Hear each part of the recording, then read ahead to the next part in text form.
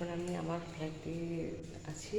ফ্ল্যাটে এই লিফটে করে এসে এখন ছাদের দিকে যাচ্ছি।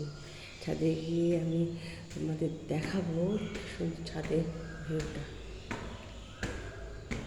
ছাদে যাচ্ছি সকালবেলায়, খুব সুন্দর লাগে চারিদিকটা, এত সুন্দর লাগে, দেখার মতো লাগে চারিদিকটা।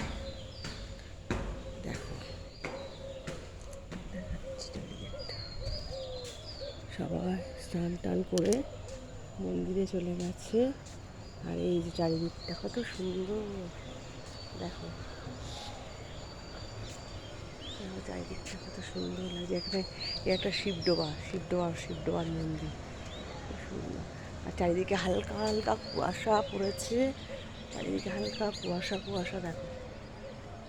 আর এই যে হচ্ছে আমাদের ওই ইস্কনের বড় মন্দিরটা, এখান থেকে দেখা যায়, খুব সুন্দর লাগে এখান থেকে দেখতে।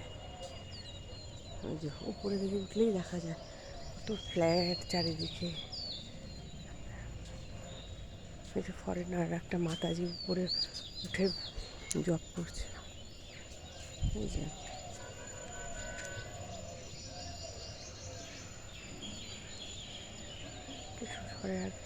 ওই বিল্ডিংয়ে ফরেনার একটা মাতাজি আছে, উপরে উঠে জব করছে। ওখানে অনেক ফরেনার থাকে, সেই ফরেনার মাতাজি ওইখানে জব করছে। কি সুন্দর চারিদিকে ভিউটা, দেখো খালি কি সুন্দর লাগছে দেখতে। সকালবেলায় ভোর 5:30 বাজে, চারিদিকে একদম কুয়াশা, হালকা হালকা কুয়াশা পড়েছে।